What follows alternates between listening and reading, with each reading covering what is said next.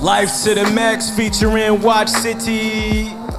Hey, Going Life to the club. Max. Max is with me. He said throw 100 ones and show some titties. Yeah.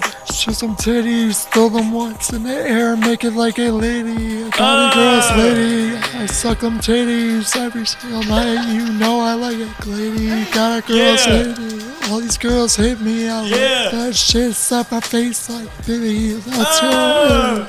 I'm the best. You the rest. Fuck the rest. You don't even know the rest. Hey, it's life to the max, and all we do is speak straight facts. Damn, Max took the beat. What up, world? Welcome back to another episode of Life to the Max. The Quad Father's here. You know what I'm saying? We got Andrew in the building. Andrew Moore, multi-talented artist that I met about 6 or 7 years ago. You know, but before we get into this, before we get into Andrew's interview, we gonna have the Quad Father kick it off with the intro. Hey, paralyzed from neck down, breathe through a machine, but that doesn't stop me from following my dreams, doing what I love to do. I don't got an excuse, neither do you. Woo, neither should you. Sure, yeah, I'm high as fuck. We didn't smoke on camera, but Max is under the influence today. The quad father is definitely stoned. Andrew said he didn't want to broadcast this, but he definitely walked in with like 2 pounds of a variety of different strains. The dispensary's down the street, but he decided to bring it to us because he's that much of a nice guy.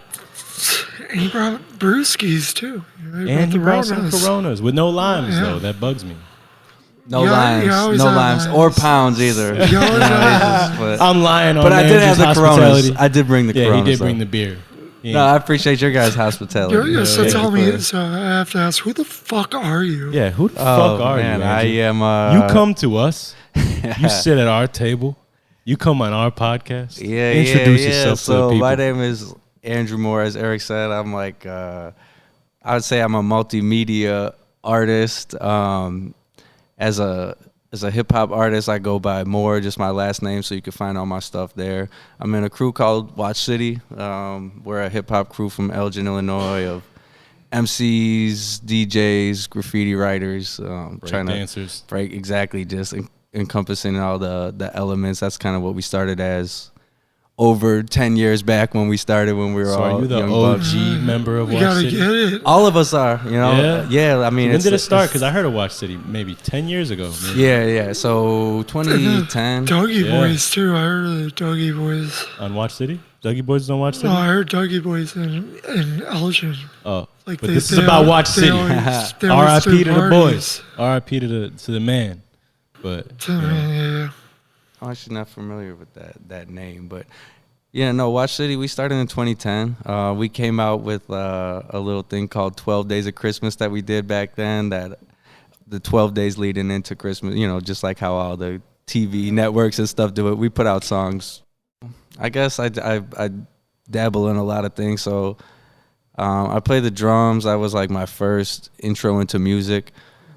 When I was in, let's see, probably about 6th grade was when I was like, I want to play the drums. I'm going to branch off this before you continue. So, Max, I'm in college with this man. You know? Yeah. We're getting our music production certificate. And one of our final projects, as a class, everyone had to record live music and make it into a full song, right? Nobody knew how to play the drums except Andrew. So everyone asked Andrew, can you play the drums on our track? And he's in the booth the whole time recording everyone's final project. I mean, I love playing, so yeah, and that was good for me too, because you know, so I also rap and I make beats, and like so I started off on the drums, but by the time I was 20 years old or so, Watch City started, and that took off faster than any of these projects that I was doing as a drummer. So I kind of stuck with that and kept on like going hard and trying to get better as an MC. It just went out from there. But the drums, you know, getting back into that program that you were talking about at ECC. Shout out to Mark Beth and the music production program. That was great, because that was another opportunity for me to have something to drum. Yeah, but that was great. That was great to get back and like play the drums. I kind of felt like I was getting more connected to where I started again. Even Mark got in the booth and laid down some vocals. For sure. That left the whole class stunned. You know, like our professor. He's Wow. good. Right He now. played trumpet for me on a song too. Yeah. Man. Yeah, he's a great musician. For So you sure. guys met at Elgin Community College. Yep, we met there in the music production program. Oh yeah. That's awesome. So let me just get straight to it. Like, how was your upbringing? So my parents were together. I have one brother. He's 4 years older than me. My brother Daniel. What's up, Wait, Daniel? you said your parents were together? They were together. Till how long? Until I was 14, 15. So- So it was like my whole childhood was like, we went to church. It was a pretty like suburban, regular white American upbringing. But we were in Elgin, so it's like a little different than a lot of the other suburbs, I guess. But so I was always exposed to diversity. Like most of my best friends growing up, looked different than me. And some of them spoke different languages at home than me, so it was just like that was always normal to me, I guess, to be around people of different cultures and different races or whatever it may be, religions. Growing up in such a melting pot, do you think that helped reflect going and getting involved with so many different audiences and artists, being a part of Watch City and performing so many shows that you do? I'm sure, like, probably just, naturally, I guess, because I feel comfortable with most people unless somebody's acting strange and like they're gonna be violent or something. It's like that's a different story. But as far as just being in a regular setting where everyone's chilling and partying and stuff, I guess I just feel comfortable in most places. So that probably does definitely help in, like, especially in hip hop, we have to go out and play to rooms sometimes that look way different than you know what I mean? And then embrace that and do something with it. So when did you start making beats? So I made the first time I ever, like I said, I played the drums. So like I was doing that, and my brother had a keyboard, like a Yamaha keyboard that you could record a couple tracks on. So the first older beat, brother? yeah, Okay. first beat I ever made was on the keyboard, and I just like played a drum track on it and played a little keyboard part, some one shots on there. So that was the first time I made a beat, and then I got a MacBook when I got to like college age. So actually I went to ECC once before I met you. Yeah, you went and got my associate's degree, came and then back, I came back to get the music production one. Yeah. But so around that time I started making beats, but then I never really took it that seriously. Like I was just kind of dabbling, and I was more into just rapping. And I was rapping on other people's beats. I got a lot of friends who make beats. Shout out to Kaz and Angris and Dave Stone and so many other people. While you're shouting out Angris, I want to tell Max a story, and the people know Silas if they keep in touch with the show. But my birthday is 5 days before Silas's, right, Max? And I'm looking for a birthday gift, and in particular, I'm looking for some speakers for Silas to make beats on. And I'm shopping around, and Angris posts, he's selling his monitors, his speakers. So I immediately hit him up like, this is perfect. I'm trying to get my best friend a birthday gift. Let me get him. He's like, cool. And then he messaged me back an hour and goes, hey, man, actually, I can't let these go. I really need them. Sorry to lead you on. I'm like, all right, no problem, right? Next day, it's my birthday. It's April 9th, And he's like, hey, do you still want these monitors? I'm like, yeah, for sure. He's like, well, come through, come get them. I'm like, all right, bet. So I pull up on Angris in person. I'm like, isn't it crazy that I'm buying my friend's birthday gift on my birthday? He goes, it's your birthday? I'm like, yeah. He goes, and you're getting this for Silas's birthday? And I'm like, yeah. And I think I was going to throw him like $300 for the monitors. And he goes, you know what? Happy birthday to both y'all, man. Hands me the monitors, bro, for free. Crazy. Shout out to Nice, Angris, yeah, bro. good guy. I Great told him guy. I'll return the favor. I did not forget. This is on everything. One day I'm gonna bump into Angris at like a restaurant, or one day I'm gonna take him out. One day I'm gonna see him at the bar, and I got his ass. I got him. I mean, that's very generous. Yeah. That's living life to the max. I mean, For sure. you better buy all his drinks if you see him at the bar. Me and Silas will go half and half. I'll buy him a drink next time I say. For that? I'll probably get to it first. I'll buy him at least one. It's gonna be like, hey, bro, do you remember? Right? Yeah, I'm gonna buy you a drink. So you gave Eric these monitors for free on his birthday. Yo, if any fan sees Angress, we're gonna get Angress interviewed. If anybody sees him, just be like, yo, this is on us for being so generous to Eric and Silas. Hell yeah. For sure. Life to the Max Army. All right. So, high school, where'd you go? I went to Elgin High School. Hey, shout out Maroons. He's a prophet in Elgin. Yeah, most of all my education, as far as formal education, East side, west side? was east side of Elgin. Hey, nice. Shit, man. Lawrence Park Elementary, Larson Middle School, Elgin High School. So you grew up in Elgin. Yep. I see you all over the place. And since you grew up in Elgin and you do a lot of shows in Elgin, tell the people about how you record at Gale Borden Library for Yeah. So I work at Gale Borden Library in the digital media lab. So it's you can get in there. That's why it's weird mixing everything up together. But I'm just saying, you got your hands in so many different areas of the city. You're a good influence. Yeah. Andrew works in Gale Borden Library, in a recording studio in Gale Borden Library. I bet a lot of y'all didn't know that there's a recording studio in Gale Borden Library. I bet a lot of y'all didn't know that you can go online and sign up for a 1-hour session for free and sit down with Andrew, or I know him by Cool. What's his name? Andre. You can sign up with Andre too. Or Andre, Cool Kennedy, a.k.a. Cool Kennedy. You can sit down with one of these gentlemen to get your track on, to record whatever you want to record. If you don't got the budget to get your own equipment, you can go to Gale Borden Library and rock out with these guys. Yeah, bro, follow your dreams, man. Become a rapper. Seriously. Hold on, Max. I sense sarcasm in your voice. Hold on, Max. I'm about to roast your ass, Max. Because I myself am a little underground artist, all right? I tuck it down. It's what I do. It's my passion. It's what I love, right? I'm not roasting. Off the clock. Max is going to tell me, bro, we got too many rappers on the show. Why does everyone want to be a rapper? He said, quote, unquote, they're just a needle in a haystack. Tell me when I'm wrong, Max. He said everyone's trying to be a rapper. You're right. You're right. Knocking their dream. I said, Max, in every intro, you encourage people to follow their dreams and do what they love to do. Yeah, but I want them to be stable, too. I don't want them to, Yeah, no, that's a good point. You got to have a job. You got to, Of course. Don't be a bum in rapping. Don't raise children and you ain't got no food on the table and you're rhyming. That's what I'm saying. You got to have a plan A, plan B. Plan B is your rapping. Plan A is definitely supporting your family if you have kids, or supporting yourself and not becoming homeless and Max, being under whacker. You don't know what these people got going on.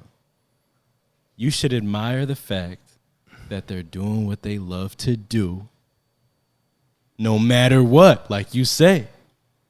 So even when the Quad Father himself is throwing obstacles in your path, you better hurdle over that shit. You better keep doing what you love to do. And this is a message from Erratic, a.k.a. Eric Dutcher. It's all about if you want to do it, And as far as making a living, Max was talking about. You're putting me on shade right now. You're throwing shade. I'm not throwing shade. I'm sticking up for my people. I'm sticking up for my fellow artists. I do it for hip hop. Music is not something to go into because you want to make money, That's my thought on it. But so many people do music, it's crazy. Well, and I see all types of people coming in because I work in a public space where I'm recording anybody who wants to come in, right, who has a library card. So I, hear all types of grandiose dreams that are not necessary. It's not that they're unreal. A dream is always realistic in a sense, but it's if you're going to put in the steps necessary and if you're going to have a realistic understanding of what might go right and wrong with, but people, it's not something to go into. I see people who want to just, I'm going to rap and I'm going to make a song and I'm going to get on the radio and I'm going to get all this money. It's if you're chasing money, go to college and be a lawyer or be a doctor or something, because you're going to get, you got a way better chance of getting paid off of that than, off of being So that's what I mean by needle in the haystack. I'm not trying to say you're not wrong about that. I'm not crushing dreams. I'm not trying to do that at all. I'm just saying support or be stable. That's like stability is key. I know a lot of people who rap. You can't do it stable. You can't do it long term if you're not, Like I said, I'm 33, so I've been playing music since I was 12, as far as being in bands and jamming with people and stuff. But I've been doing it seriously, like as trying to make it into any type of career since I was 20.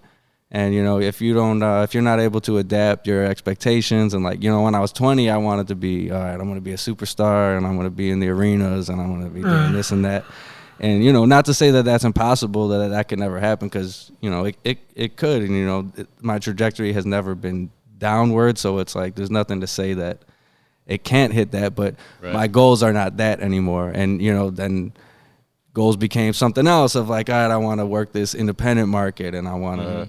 But you do set a good example when Max says you got to be stable, right? You set a good example by still following that dream in that path by getting an hourly pay or salary, whatever your income is, in relation to music, going to school for music, and using that degree for your job, and while still performing and keeping Watch City going. You know, I salute that. You know, like you made it work. Appreciate that. You're not performing in arenas, you know, but you're still doing your motherfucking thing. You know what I'm saying? You're still surrounding that one thing you love with things that is in relation.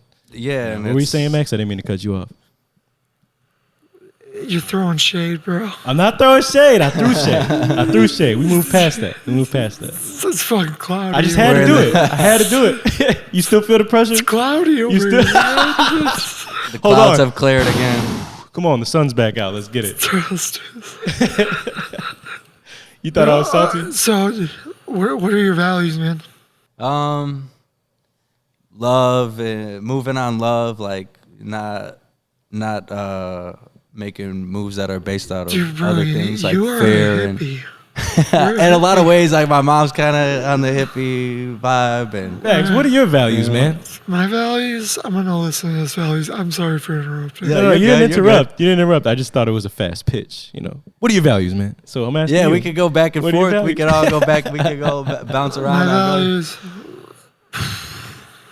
I would say my value is to distract myself from this injury. Okay. You know, so reading, you know, playing, like watching people play video games, like just chilling with the boys, you know, smoking some greens sometimes. Podcasts. You know, podcasts. Making fun of rappers. Making fun of rappers. I retract that statement. Hey, no, man. Hey. I hear you. I'm with both of you guys. But I feel like that's a huge value of mine, because if I don't do that, then I think of how much this life sucks. So you mean like things that I value too? Like, yeah. Oh, okay. Like, do you value time? Absolutely. I would love. That's like one of my dreams, is just to have.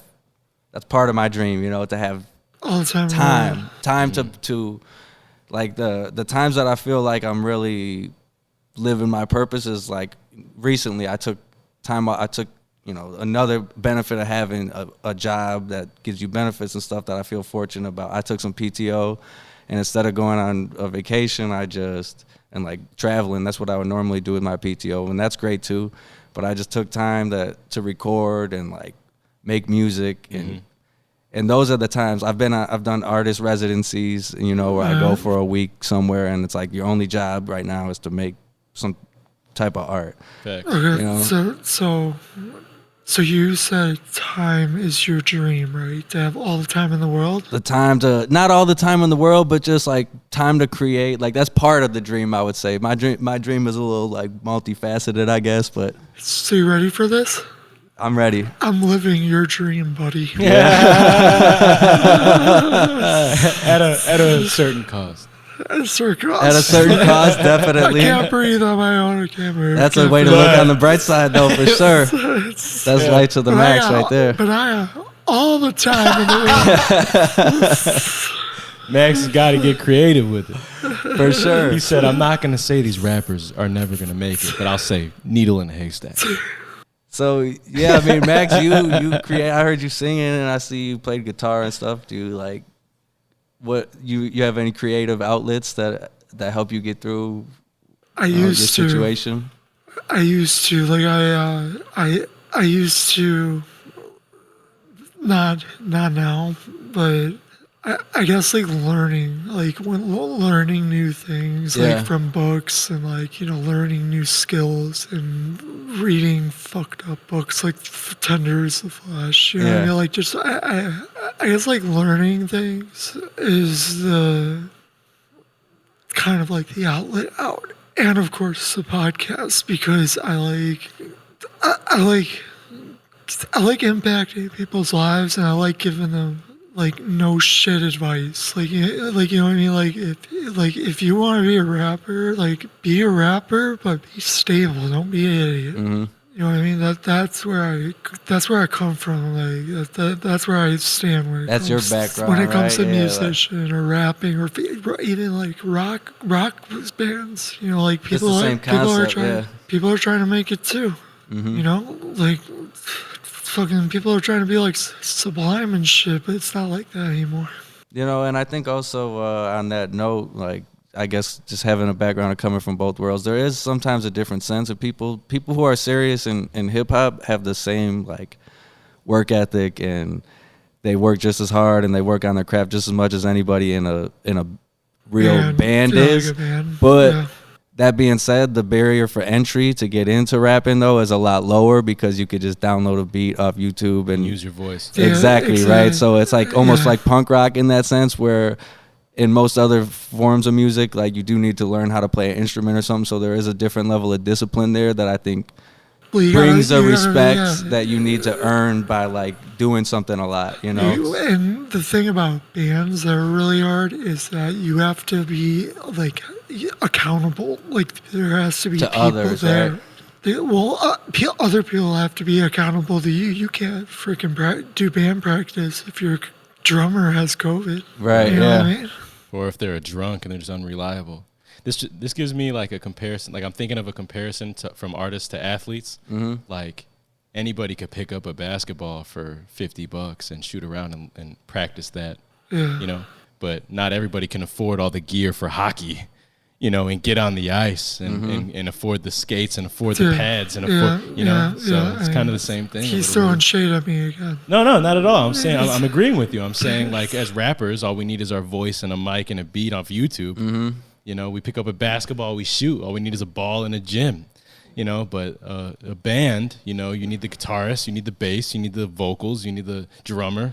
You know, you need so much to get it going. That too, though. I mean, it's true, but just to be on the contrary side of that, I guess there's people always say that about rap, but you also like when the beat machines came out and stuff, that was like you had to either save up a lot of money or find a way to finesse the beat machine or whatever. But it's like that was a lot of money, and nowadays it's like a laptop's a lot of money. Yeah, you know what I mean? It's like it's different. It's just a different discipline, and like it's one, like I said, that's an easier barrier of entry, and because of that, I think it gets flooded with a lot of people who like aren't that serious and are just messing around. Yeah.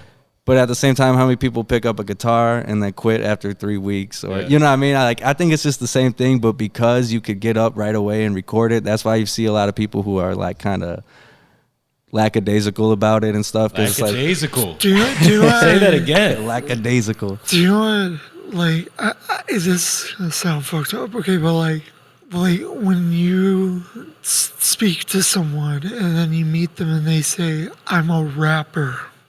Okay, like I'm a rapper. Yeah. Like, you're like, so you rap, like, so that makes you a rapper. Like, is it the same thing as, okay, I'm a basketball player because I play basketball around my house? Yeah, I hear what you're saying. Well, first of all, if somebody like, if it's not a setting that's like a networking event or something, if somebody just came up to me and was like, "Hey, I'm a rapper," I would already feel kind of weird. If they told me anything, "Hey, I'm an architect," I would be like, I don't usually lead with my profession when I'm like, you know what I mean? Just come and shake the head. If it's a networking event, that's different, but. Yeah. No, I meant like, what do you like to do? I'm a rapper. I think I agree with Max. You know, for even when I was like buzzing and consistent with my music, I didn't always introduce myself as a rapper because it's so overly saturated with an image that I don't portray myself. Mm-hmm. You know, so when I say to someone I'm a rapper, I automatically can see their gears turning and picturing like a Chief Keef or picturing a, you know, like picturing a wannabe type guy, you know, not knowing that like I take pride in the art behind it. I take pride in the lyricism, and I feel like I make music that almost anyone could listen to, you know. I have maturity behind my music. I like to say. Yeah, for sure. And I mean, I could relate to that like feeling of embarrassment of like, oh, am I gonna say that? And to me, it's not so much with people that I don't know. It's more with like family or something when it's like it comes up at a, you know, like family you haven't seen in a long time, and you're talking about like. But I'm blessed to have a fucking family. Well, my family supports it too. Yeah. It's not that they don't support it, but it's just I feel a little different, I guess, because you know the content of the music is like. I don't know. I was thinking about that earlier. How like sometimes I want to make stuff like that's kind of the wave I've been on. Like I want to make stuff that like I could show to everyone in my family and feel good about. Because sometimes I'll it's like a little edgy or whatever, and I'm like, I don't know if you're a perfectionist. No, not at all. The perfectionist. I've actually had to get away from that because perfectionism is not. Get away from that. Make mistakes. It's not good, man. You make just mistakes. You'll sit there and you'll sit on your music for years and years and years and just. I think a lot of artists are guilty. Man, it's hard to not do, but it's like you got to just unlock that part that's like, who cares? I've been wrong enough times when I thought this one's gonna pop. This one's gonna pop. Wait, hold on. So you guys love music. That's what this podcast is about, is it? Like your interview is literally just music. So you live and breathe music. I would say so, man. That's kind of my, I got a family. That's a hugest part of my life, but like music's every day for me. It's not. So you got family, you got kids. Yeah, my daughter Mia is in 3rd grade. Shout out to Mira and all her friends. You know, she's gonna be the most popular one there. Yeah, is she as musically inclined as you are? We worked on a song together the other day. We got a group called Papa y las Fritas. We got music on Spotify. You could look it up. Nice. So like she'll sing little ideas. Say it again so the people could look it up for sure. Papa y las Fritas. So that's E like Y like Spanish. So PAPAYLAS. Fritas, FRITAS, Papa y las Fritas, look us up. All the money goes to Mia's college or buy a house or whatever fun when she is an adult. What does that translate to? It translates to potato in the fries. Or dad in the fries, really, because it's not the accent. But yeah. That's what I was saying. What's the origin of that title? I don't know. She calls me Papa. Were you like cooking some fries for her? And she calls me Papa, and so my wife's Mexican, so my daughter's half Mexican, so we speak Spanish. Like we lived with my in-laws for a while too, so it was like Spanish speaking in the house all the time. So there's a lot of like Spanglish going on. Mm-hmm. So I guess it just kind of came up in that I think in these weird ways, like I'm always rhyming and like thinking weird connections of how words connect in 2 ways and stuff. You hear the quad father. Yo, so I'm gonna monologue for a second. I'm gonna hijack the mic for a second. Okay, for sure. I got something on my mind. So on music and family, I opened up for Bone Thugs and Harmony back in 2016, and one of the most beautiful moments in my musical side career is when I brought so many family members together. Like I always put it like this, like how there's only certain people you see during weddings or funerals. Mm-hmm. Okay, well, it was that same energy at my Bone Thugs and Harmony show. The whole family came out. I'm talking certain cousins that the family never sees unless someone dies. And the fact that I brought them together like that, that's where I was like, yo, this is what I love to do. It wasn't getting paid for the show, Max, but it was bringing everyone together. That is the power, though. And that's the thing. That's like, if you love it, then... It's kind of funny that you said you brought your family together, because when I got in my car accident, I brought my whole family together. It's like you're good so things. Artistic with your antagonism, Max. That's funny what you said. I can't knock you for it. You said weddings and funerals, and then he came back with that. It's like those are the times, though, that all those people come out, like the best times and the worst times. My uncle, I haven't seen him in like probably 12 years or something. He shows up to the hospital and he's like, "Hey Max, like I can't talk or anything. I got like I'm just like, what the fuck are you doing here? You know, like, you drove all the way over here to see me. Like, Yeah, like thanks, but I missed you my past 9 birthdays. Yeah, like you couldn't pick up the phone. I mean, you're the best lawyer in the fucking country when it comes to insurance. Like, you can't pick up the fucking phone, but you come and see me when I can't talk. Come on, man. It's not cool. But yeah, it does bring family together. Music and catastrophes. Tragedies, right? Tragedies do bring people together. You said that last time on the podcast, and Tragedies bring snap my finger together when you said tragedies bring people together, and it makes people stronger. Yeah. Yeah. But like we said, it's to each extreme. You know, it's yin and yang to the shit. Chaos and order. That's what yin and yang means. Mm. But I do love bringing people together, and I am a family man, and you know, that meant a lot to me. And I'm sure it meant a lot to you in a way. You know, you felt the support from your family. I mean, I was so surprised because, like, I don't mean to knock on my family, but they're not really, like, they weren't cool with each other. Okay. Mm-hmm. Speak your mind. I'm sure a lot of people could relate. They weren't cool with each other, all right? And I got them all to come an hour and a half away every single day. And my girlfriend at the time, shout out Kara, I would, they would all be there. It was insane. It was fucking insane. They wouldn't leave me in that ICU room alone. Oh, yeah. It was crazy. And I knew it was going to be a huge ass journey. And I'm just like so thankful for the Max Strong, like, you know, like people that helped me, you know, and that sounds like kind of you know, like narcissistic saying Max Strong. I don't think so. But I mean, like so many people reached out to me, so many letters, so many things to motivate me. You know, like Patrick Kane came to see me. You know what I mean? Yeah. Yeah. I didn't know that. That's awesome. Like, I mean, and my dad and my mom and my girlfriend at the time, they were all sleeping on cots just to be with me. Like, it was fucking insane. It was crazy, man. Like, and then it just brought people together even more. And luckily now everybody's together again. We did have falling out, but, you know, like, it comes with the territory, I guess, you know. But it brought people back. It brought my family back together, just like Eric's show brought his family together. Hell yeah. Yeah, man, that's a beautiful story, and how you shared that, articulated it. I mean, it was like I couldn't talk for 15 days. Hell yeah. 15 days, bro. Life to the Max is a platform.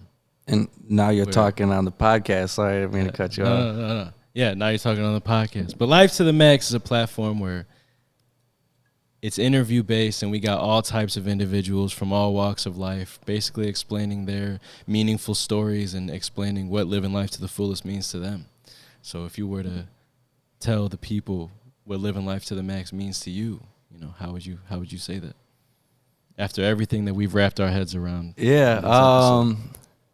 You know, this is going to be like one of those hippy dippy answers again, Max. Just love. Straight love. I think it does change from day to day sometimes. Like sometimes Life to the Max for me would be like Popeye and Fritos.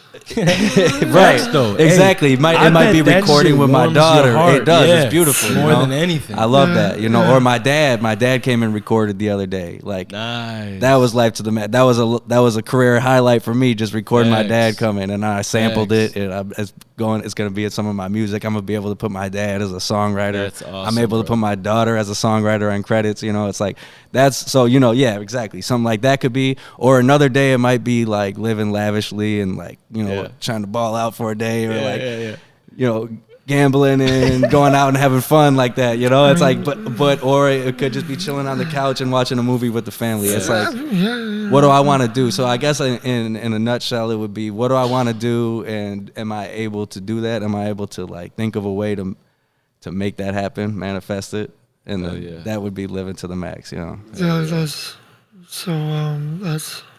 that's how you live life to the max. So. I would say so, man. Just do your best to like you. This is how I want to live. All right, then what steps could I take to do that then? You need to meet our Brazilian friend Elias. You guys would definitely get along. One love. One love. For I sure. think Max is just trying to bring the long-haired mustache people together. That's all he's trying to do. I have to. We have to take a picture with both of them. Like, it will be great. Yeah. It'll be like the Brazilian version, and then we got the white version. We don't discriminate. Being a member of Watch City, Yeah. I encourage you. You don't have to, but I encourage you. And we'll appreciate it if you bring more members of Watch City to be interviewed I'll definitely spread the word on this show. Kaz was already, what podcast you going on? Oh, I want to go on a podcast, so say maybe he'll be down. Hell yeah. We welcome everybody to tell their story. So you still perform in Watch City? Yeah, we're going to perform March 25th for Side Street Studio Arts 10th anniversary. Side Street Studio Arts, they're a not-for-profit arts organization in Elgin. And I got a lot of love for them because they gave me some opportunities that were the first things to make me feel like, oh, I could be a professional artist. Like, I could do this because I got some teaching jobs through them and like workshops and things like that. And they were, I was talking about being on artist residencies. That was through Side Street Studio Arts. Talk about the artist residencies. Are you talking about the apartment buildings that are only available for art students? That's Elgin Art Space, right? Is that what you're talking about? Yeah, and I think that's awesome. It's I've for never heard of something like working that artists too. Like, but there's an income bracket and stuff like that. But no, this is different. This was a program they were doing for a while where they would take art and artists from one city and then bring their work or bring their performance to Elgin. Mm-hmm. And then the exchange was like Elgin artists would come out to that city. So I did it in Nashville, in Phoenix, and in Key West, Florida.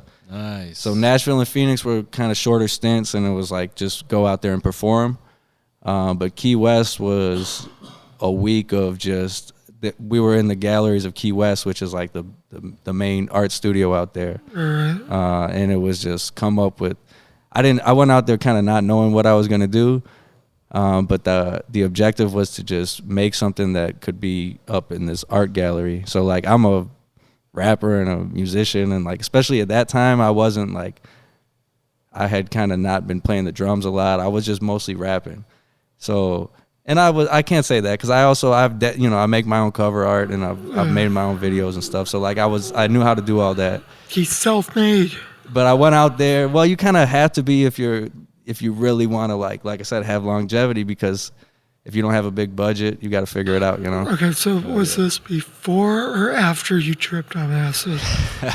After, because that was like when I was young when I did that. So I'm fucking with you, dude. Maybe we'll cut those out. I'm just screwing with you, but hey, Next, master of recurring jokes. I definitely one question for you. What is something, like a little thing that you kind of forget about and you could think about it right now? So a little thing for me is breathing. Like, I wish I can breathe on my own, and I always state that when I bring up this topic, but I'm asking you, what is a little thing that you don't really, like, I'm not going to say that you don't appreciate it, but it's something that you don't always think about. Recognize it. You don't recognize it. We like to emphasize the little things on Life to the Max because sometimes those little things are the most important things. Yeah. So maybe that moment where everybody's freestyling in a circle on a total non-recorded, meaningless moment, but everyone snaps. That's something for me. Like when I'm freestyling with Max and he says some raw shit and we all lose our head. That's a big moment. Or even you recording with your daughter. I can imagine if I had a daughter and I recorded her, I'm instantly, thanking God for that moment. So what's a little thing that helps you live life to the max? Shit, after Max said breathing, I'm like, I can't think that small as a cipher or something. Like, that's all too, but I don't know, I guess, like, can you imagine, like, just not breathing? Yeah, that's crazy, and then I think, what, I guess being healthy. Every time that I'm sick, I'm like, damn, this is over. This is huge. Like, this changed my whole life. I can breathe through both nostrils for whatever few days. Like, I'm talking about when you're really sick and you got to stay home and like you can't, like, your life has changed for just a small period of time. And every time I'm in those moments, I do kind of think about that. Like, damn, there's people, you know, with autoimmune disease or, Damn, facts. you know, like that are in max position and that they just, a lot of the shit's been taken and you got to figure out how to work with it and still live life to the max, right? Yeah. So I guess I would say that, like, just general health.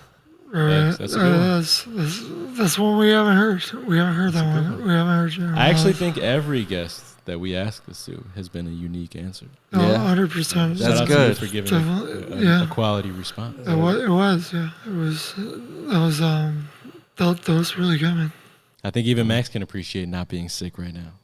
Yeah, I was sick last week. Oh, really? Yeah, I was sick for a week. Well, 5 days. Yeah, sounds like our camera guy is sick, coughing Terrible. behind us too. Dude, it was terrible, man. Like, I had 103 fever. Eric's like, what's up, dude? You know, like, yo, let's post something, like, for the YouTube channel. Let's do this. We got it. And I'm like, all right, dude, let's do it. I'm just like, yo, I'm in the hospital again, but it's all right. Because I'm going to be getting out. And I had 103 fever or some shit. And I'm just like, yo, follow our podcast on YouTube, subscribe, all that shit, you know. Yeah. Little do you guys know, I get on Max's nerves 80% of the time from being positive. You know, this motherfucker just wants to be down, but I'm lifting him up. Glad you Yeah. bounced back. Probably sitting at a healthy. He appreciates it. Probably But I can sitting at a tell healthy he's aggravated. 98.4 or something right now. Yeah, no, dude, like, it was crazy because the first time I went there with septic shock, and then and it was just crazy because I didn't know any nurses, no nurses knew me. I was fucking fucked up. I was fucked It was up. fucking fucked up. Dude, I was fucked up, dude. Like, I had a thing down my nose going down to my stomach. They were pumping my stomach. And That's wild. my piss was black. It was crazy. His piss was black, fellas. That's wild. Yeah, but fast forward now, and I go back, and everyone's like, oh my God, it's Max. How are you? Yeah. I'm like, Yeah, "This because you're is not dying. podcast." You know, you're not dying. And now you could talk. Oh, he left that part out. His trach was cuffed to provide the most oxygen to his lungs as possible, you know, which also in turn, inability, gave him No voice. no voice. I try to articulate my words. So how properly. did you get your voice back? Was it just over time or you had to like work? to No, get it? so they have to like open a balloon in my throat, and it blocks the vocal cords. So they open the balloon, and I was like, Max is back, back again. Yeah. Max is back. You know, I like as soon as I did that, it was like 9 days. I had 9 days. I had to be like, Netflix. You know, Yeah. you know what I mean. It was. Basically had to read his lips. It was crazy. So it's crazy That's that you wild. brought up. It's crazy that you brought up health and sickness because I was sick last week. But you know, we just got through it. You know, life to the max, strong. You know what I mean? Freaking made a video where I had freaking ice on me and shit. Yeah, no, yeah. They don't know that. I had ice in my crotch. Now we're seeing the behind the scenes. He's overheating so much they got to put ice all over his body. But Eric's like, let's make a YouTube. Let's make something for YouTube. But with that being said, this was a really good one, good podcast. This was Oh, really, thanks, man. Yeah, really. I'm glad to be no, on. I'm happy you were on too, and to all our fans out there, we got a YouTube channel now. It's Life to the Max Podcast. Make sure you subscribe and like. And I need you to do one thing for me, my friend. What's that? Say your name and say you are living life to the max. Oh, what's up? My name is Andrew Moore, but you could just find me at morewatchcity.com. And I'm living life to the max. Hold on. Say it again. I said it fucked up, huh? Say it with some motherfucking energy. That was bad. You know what? Come I'm just on, going to go man. up. Dude, I'm just on stage. I'm What on the stage. fuck? Yeah. All right, let's go. All right, what's up? This is And- Moore, and I'm living life to the max. There we go. There you All right, and we're.